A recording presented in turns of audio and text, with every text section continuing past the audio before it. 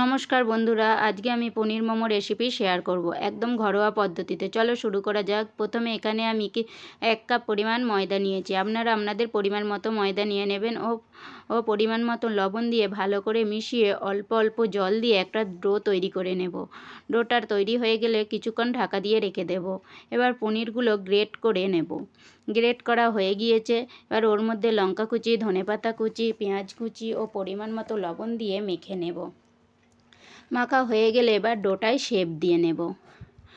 ডোটা আমার শেপ দেওয়া হয়ে গিয়েছে। এবার একে একে সবগুলো বেলে নেব।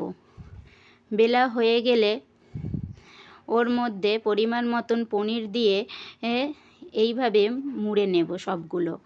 মুড়া হয়ে গেলে একটা ছিদ্রওয়ালা থালায় দিয়ে দেব সবগুলো। এবার একটা পাত্রে জল গরম করে নেব। ওই ছিদ্রওয়ালা থালা বসিয়ে 10 মিনিট গরম করে নিলেই মোমো রেডি। এবার মোমোর চাটনি বানাবো।